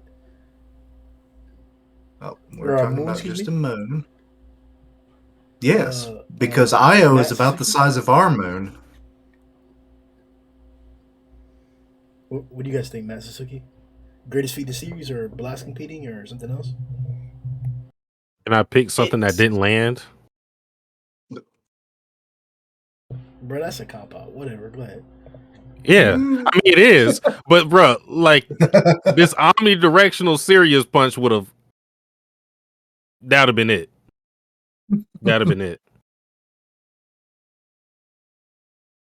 Because like we're thinking about like the serious punch where like it was just two of the same punches colliding. This is a punch coming from every direction. Yeah, I had to go with that. You really think he's punching it from every direction? No, of course he's not, because he don't got shadow clones, of course, but I think he's fast enough to like make it appear as if like the punch is literally coming from every direction. Yeah. And Garou did mention after images, so Matt. I mean, greatest single feat, like just one person doing something. Then yeah, of course. I mean, he did. It's not like he struggled. That's what's the thing. He didn't struggle. He didn't like sweat or anything. He literally put his hand like a little in, flipped it, and then the moon destroyed. That's what's so crazy about that. Like it's not like Saitama. If that's like full power Saitama, like one hand, like which we talked about earlier, but even then, like nothing, he destroyed a moon. You know, he didn't punch it. He basically dug half his hand into it and lifted his fingers. That's all he did. I mean, I think I get what people say about Blast, but like that's more like of a group effort. So as a group, yeah, because we saw the aftermath of that, and if Blast ain't going to destroy the planet, and speaking than Io, like yeah, as a group, I'd say that's probably more impressive. But a single feat, it can't be matched. Which, given its name, makes you kind of wonder how many of these attacks is he making up on the spot? Or are they ones that he's actually tried? Damn near all of them, I assume. Saitama doesn't strike me as a person who's thinking consciously like, yeah, oh, I'm going to kill him with this one. He's like, and then I'll call this one the table flip, and then like, yeah. So like, well, that's why I'm wondering, like, because the situation, he's only got one hand at his disposal, and he's like, well, I've already used punches, so it's like, let's try this, and then scoops it up, and well, we see what happens afterwards. Immediately after this, as you guys pointed out, not only did Saitama proceed to copy Garou's rover run by just jumping on all the rocks that are that were the surface of Io, now just floating around. Then he also tries to land an omnidirectional serious punch. Once Garou tries to run away with his portal and Saitama catches him, we then start this whole constellation sequence where Garou's bouncing off all the rocks, and then as Saitama is jumping off the rocks, in his trajectory, he's punching and hitting Garou until we get the familiar star constellation. But this time it's the size of an entire moon, not just a little area above Z City. Yep. And it's only 2 people this time. How'd you guys feel about this depiction? mate, it's in color. It's good. Like, yeah. Yeah, I don't even know what to say about that, bro. That's wild. It was not something I was expecting to see, because I immediately went to, oh my god, this is like the super upscaled version of what we saw earlier in this arc. I think the bit I will always look at is when Garou goes for the portal and Saitama's just there, like following him straight through. He can't get away. And like Garou has shown like very little reaction. He's sweating at that point. He's like, oh shit. You know, there's no way around it. Like he knows. He knows he's about to get messed up.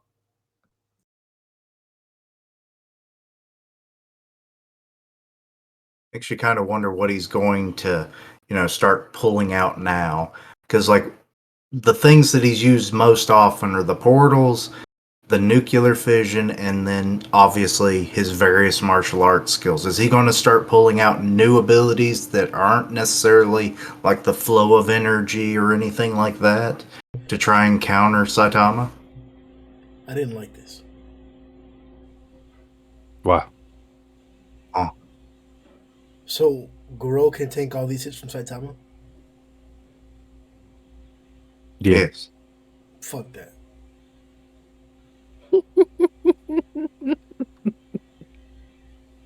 Come on, man. Towards the end, from right here, this moment, towards everything else that happened, I started to feel uncomfortable as to Garou's actions or to his responses. I've reread this fight multiple times. I know what happened. Yes, I understand that he was discombobulated. Yes, I understand that he got punched in the face and his face is broken. Sure, yes, his face broke. For about 150 chapters, nobody was dealing with anything this man did. Not even normal punch level. One guy was dealing with normal punch stuff. And then when he brought out a serious punch, forget about it. It was done for. Now, this copying fuck is taking moons worth of hits from Saitama. Like, no, bruh. I've had a problem for a while now with the scale of Garou's growth because we're not doing enough to see how he's actually changing. Before, even though I hated it, at least they were giving us a physical depiction. Whenever his body changed, it was a clear sign of large growth, of large change. But now we're not seeing that. Now he's just getting to the next level of strength or just copying a technique and just being that strong. Like, if you're going to tank hits from Saitama, you have to earn it. Like, don't you just tank it out of nowhere? No, like, especially when you weren't taking them before. Like, I want to see more permanent damage. I want to see more attrition from this fight. More damage that's consecutive, continuous, and that's lasting. I understand why Saitama's not getting damaged, why Saitama's not feeling atrophied, why that's not happening for Saitama, but Garou is not Saitama. In this very same fight, he's sitting there praising Saitama like, are you even human? No, he's not. So why are you taking his hits? I ain't like that.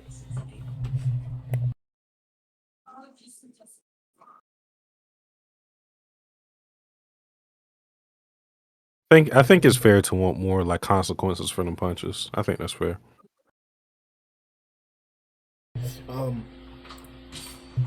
Pretty much though, that's most of the chapter for 167. We got a spectacular display from Garou. We got a spectacular display from Blast and his boys. We got an impeccable display from Saitama. We've got series changing, narrative altering, plot endangering events occurring here. And there's no easy way to put it besides saying that we on a whole nother level, bro. Like, we're on a whole nother level. There's a hole in the sky. Jupiter's moon just got busted. And all the S-class is dying from radiation poisoning. What's next? I want to ask something. I feel like we talk about the genius of Garou and his ability to copy techniques a lot, but I think Saitama being able to replicate what Garou was doing without like the same capabilities is one of the like smartest things that we've seen in the fight, especially given how fast it was, because the whole table flip was a calculated move so he could do what he did. We talked about Naruto before in this podcast, and what it reminds me of is the base of the technique being copied being Rock Lee, Primary Lotus.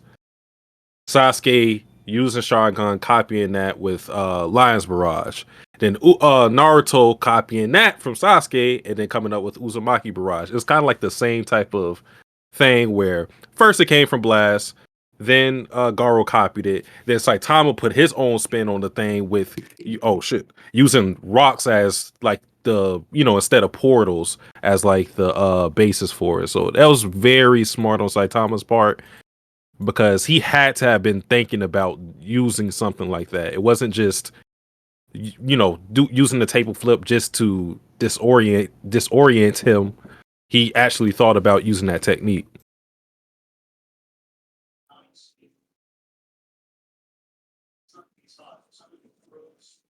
Yeah, I could believe that.